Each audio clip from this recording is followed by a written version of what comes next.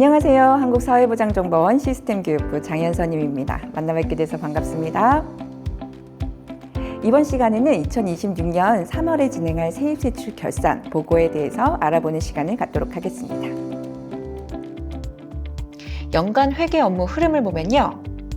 먼저 2025년 12월 26일까지 차년도 예산 보고를 하게 되고요. 2026년 1월 1일 기준으로 전년도 2월금 처리를 하게 됩니다.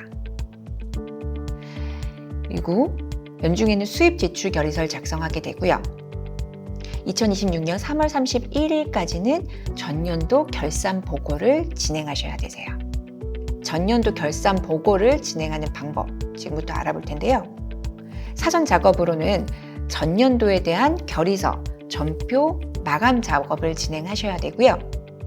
장기 요양 기관의 경우 인건비에 대한 종사자별 급여 대장 결산을 등록하셔야 됩니다.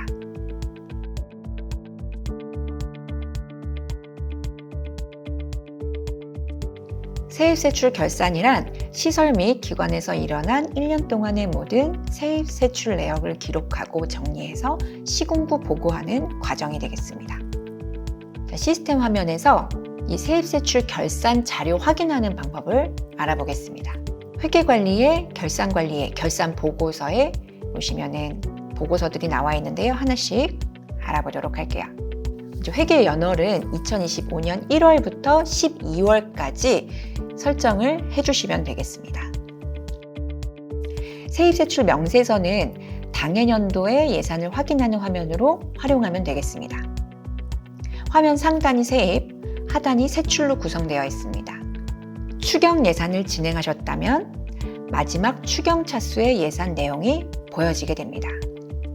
세입결산서는 1년 동안 세입 계정으로 수입결의서 작성한 합계가 결산으로 보여집니다. 급여 유형별로 관, 항목, 계정에 따라 예산 대비 실제 수입 결의한 금액을 확인하는 화면입니다. 이때 장기요양기관은 급여 유형별로 결산되기 때문에 급여 유형별로 예산 대비 결산 금액을 확인하셔야 됩니다. 다음은 세출 결산서입니다. 1년 동안 지출한 결산액을 확인하는 화면이고요. 역시 장기요양기관은 급여 유형별로 지출 계정에 따라 1년 동안 지출한 결산액을 확인하는 화면이 되겠습니다. 세입세출 집계표는요. 앞서 살펴본 세입과 세출을 한 번에 확인할 수 있는 자료입니다. 화면 상단이 세입, 하단이 세출로 구성이 되어 있고요. 맨 아래쪽으로 스크롤을 내리면 1년 동안 입출금된 합계를 확인할 수가 있습니다. 다음은 과목 전용 조서입니다.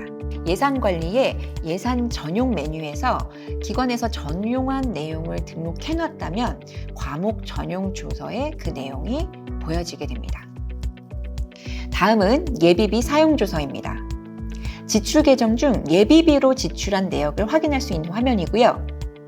예비비는 먼저 예산 편성을 할 때 예비비를 편성을 해놔야 되고 또 그 지출이 일어났다면 예비비 사용 조서에 해당 내용이 들어오게 됩니다. 다음은 수입 명세서입니다. 기관에서 자체 사업을 운영하면서 수입이 발생되었을 경우 사업 수입 계정으로 수입 처리를 합니다. 그 사업 수익으로 수입 결의한 내역이 보여지게 됩니다. 다음은 정부 보조금 명세서인데요. 이 보고서에는 정부 보조금 계정으로 수입 처리한 내역을 확인할 수가 있고요. 정부 보조금에 관련된 보조금 계정으로는 시도보조금, 시군구보조금, 국고보조금이 있겠습니다. 후원금 사용 내역서는 후원금을 사용한 내역이 확인이 됩니다. 지출결의서 작성 시 상대 계정을 후원금으로 설정한 결의서 목록이 연계가 됩니다. 인건비 명세서는 1년 동안 인건비 관련 항목인 급여와 각종 수당, 퇴직금 및 적립금, 사회보험 부담금 등의 계정으로 지출 결의한 내역이 보여지게 됩니다. 사업비 명세서는 지출 계정 중 사업비 계정으로 지출한 누계 내역을 확인할 수가 있습니다. 사무비 명세서는 지출 계정 중에 사무비 중 인건비를 제외한 운영비 계정으로 지출한 계정을 확인할 수가 있습니다. 그 밖에 비용 명세서는 지출 계정 중에 잡지출로 결의한 내역을 확인할 수가 있습니다. 보조금 반납 결의서는 보조금을 지출한 후 남은 잔액에 대해 반환 처리 시 화면에 내역이 보여지게 됩니다. 결의서 작성 시 결의 유형을 보조금 반납 결의서 유형으로 선택을 해서 작성한 결의서 내역이 보여지게 됩니다. 그리고 마지막으로 장기 요양기관은 임직원 보수일람표 보고서가 추가됩니다. 급여 유형별로 지출한 급여 지출액을 확인할 수 있는 화면이고요. 하단에 직접비 비율이 계산된 것을 볼 수 있습니다. 자, 그럼 세입세출 결산보고서 진행 순서에 대해서 알아보겠습니다. 먼저 결의서 마감을 진행하셔야 되고요. 두 번째로 결의서 마감 및 결산보고 자료 생성 버튼을 클릭하셔야 됩니다. 그리고 세 번째, 세입세출 결산 시군구 보고를 진행하면 되겠습니다.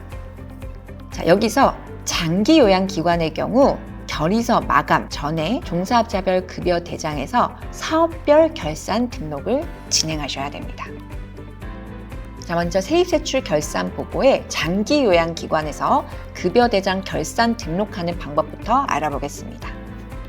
자, 먼저 장기 요양 급여 대장 메뉴에서 매월 급여 대장을 작성하셨을 거예요. 그 내역이 종사자별 급여 대장에 쌓이게 됩니다. 그래서 1년치 내역이 보여지게 되고요. 자, 종사자별 급여 대장 메뉴에서 먼저 급여 유형을 선택합니다. 선택한 급여 유형에 대해서 등록되어 있는 종사자가 체크가 되고요. 체크된 종사자 확인 후 임직원 보수일람표 결산 등록 버튼을 클릭하면 되겠습니다. 이 작업을 급여 유형별로, 즉 사업별로 진행해 주시면 되겠습니다. 자, 그럼 세입세출 결산 보고서의 결의서 마감하는 방법 알아보겠습니다. 결의서 마감 관리 메뉴로 들어오셔서요. 결산 보고할 전년도 내역에 대해서 선택하고 마감 버튼을 클릭합니다. 그럼 마감 상태가 마감으로 변경되는 걸 확인하시고요. 다음 전표 마감도 진행을 하셔야 되는데요. 동일하게 전년도에 결산 진행할 내역을 선택하고 마감 버튼을 클릭해서 마감 버튼을 마감으로 변경해 줍니다. 그 후 2025년 결산 보고 자료 생성 버튼을 클릭하시면 되겠습니다. 여기서 보고 유형이 보이는 기관이 있으실 거예요. 이 보고 유형이 보일 경우 시설의 경우 시설 유형을 선택하시면 되고요. 시설과 장기 요양 유형을 모두 가지고 있는 기관은 장기 요양 유형으로 선택하시면 되겠습니다. 이는 임직원 보수 일람표를 포함할 거냐 포함하지 않을 거냐의 차이기 때문에 임직원 보수 일람표를 포함해서 보고해야 되는 기관에서는 장기 요양 유형으로 선택하면 되겠습니다. 다음은 세입세출 결산보고 시군구 보고하는 과정을 알아보겠습니다. 먼저 이제 포털로 화면을 옮겨 오셔서 시군구 보고에 세입세출 결산서에 세입세출 결산 보고에 결산 보고 버튼을 클릭합니다. 이 결산 보고 버튼을 클릭했을 때 보고 유형을 선택할 수 있는 팝업이 뜨는 기관이 있을 거예요. 이 기관에서는 임직원 보수 일람표를 포함해서 보고할 건지 포함하지 않고 보고할 건지를 선택하시면 되세요. 그래서 시설 유형만 가지고 있다라고 하시면은 시설 유형 보고에 체크를 하시고요. 시설과 장기 요양 유형을 모두 가지고 있다라고 할 경우 장기 요양 유형 보고를 선택하면 되겠습니다. 자, 공문 작성할 수 있는 화면입니다. 이쪽에 공문, 결산 총괄표, 결산서, 명세서, 후원 금품, 조서 탭을 확인하시면 되고요. 시군구 의견 탭은 우리가 작성하는 탭이 아닙니다. 그래서 공문 탭만 조금 작성을 하면요. 그 뒤에 있는 결산 총괄표부터 조서 탭은 1년치 자료가 들어오는 걸 확인하시면 되겠습니다. 먼저 보고 시군구 발신 명의, 제목, 내용에 대해서 입력하고요. 제목과 내용을 입력할 때는 유형별 템플릿 버튼 활용해서 해당 내용을 도출시키고 또 수정 가능합니다.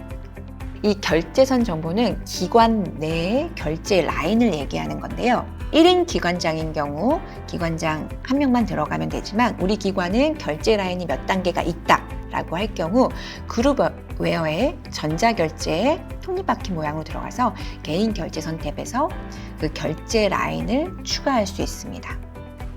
추가한 결제 라인은 결제선에서 선택해서 그 결제 라인을 불러와서 내용을 채워 넣으시고요. 다음 저장 버튼 클릭합니다. 다음으로는 결산 총괄표 탭에서 결산 대상 연도는 2025년도로 맞춰진 걸 확인하시고요. 보고 연도는 2026년으로 선택되어야 합니다. 회계 사업은 세입세출 결산 보고할 전체 사업이 체크가 돼야 되고요. 혹시 여기에 사업이 보이지 않는 경우 사업 코드 관리 메뉴에 사용 여부가 미사용으로 되어 있진 않은지 확인해 보시기 바라겠습니다. 생성 기준의 결의 일자인지 행위 일자인지 선택하시고요. 생성 대기 등록 버튼을 클릭해서 자료를 불러오게 됩니다. 이는 1년 동안 수입 지출 결의서가 통계 처리되는 과정이어서요. 시간이 조금 소요될 수 있습니다. 약 1시간 정도 뒤에 다시 이 화면으로 들어오시면 내역이 풀려와 있을 겁니다. 그리고 관항 계정이 공란으로 보일 경우에는요, 이 계정 목록 요청 버튼을 클릭해서 누락된 정보를 재연결하실 수 있습니다. 다음은 결산서입니다. 이 결산서 탭은 관항목, 각 계정별로 예선 대비 결산액을 확인할 수 있는 탭입니다. 세입 결산서, 세출 결산서, 보조금 반납 결의서 각 버튼을 클릭해서 내역을 확인합니다. 명세서 탭은 수입 지출한 내역을 확인할 수가 있습니다. 역시나 각 버튼을 클릭해서 내역을 확인합니다. 여기서 장기요양기관은 임직원 보수일람표 버튼이 추가가 됩니다. 다음은 후원금품 탭입니다. 여기에 후원금 수입 내역은 후원관리 메뉴에서 정기 입금과 비정기 입금으로 처리된 내역이 보여지고요. 후원금 사용 내역서 버튼은 후원금으로 사용한 지출 결의서 내역이 보여지게 됩니다. 후원품 수입 내역서 버튼을 클릭하면 후원품 수입 관리 메뉴에 등록한 내역이 들어오게 됩니다. 후원품 사용 내역은 후원품 사용 관리 내역에 등록한 내역이 들어오게 되고요. 후원금 전용 계정은 후원금 받는 계좌 리스트가 보여지게 됩니다. 자, 여기서 후원금 전용 계좌의 예금주가 개인인 경우 기관의 종사자로 인사카드 등록이 필수로 되어 있어야 합니다. 결산서 생성 완료 이후 희망이음 후원 내역을 변경했을 경우에는요, 이 오른쪽에 있는 후원 내역 재집계 버튼을 활용해서 결산서 재생성 필요 없이 바로 적용이 가능합니다. 조서 탭에서는 예비비와 전용 조서 내역을 확인할 수 있습니다. 자, 이렇게 기관에서 1년치 데이터가 전부 끌려온 걸 확인하시고요. 이제 내용이 문제가 없다라고 할 경우 결제 요청 버튼을 클릭해서 기관 내부 결제를 진행합니다. 결제가 끝나면 시군구 제출이라는 버튼으로 변경되어 있을 거고요. 이 버튼을 클릭해서 시군구로 데이터를 전송하게 되겠습니다. 자, 그리고 공문 작성 시 보고 시군구와 발신 명의를 변경해야 된다라고 할 경우에는요, 시군구 보고의 기초정보에 보고 시군구 관리로 들어가서 여기서 발신 명의와 보고 시군구를 수정할 수 있습니다. 지금까지 세입세출 결산 보고의 시스템 작업에 대해서 알아봤습니다. 시청해 주셔서 감사합니다.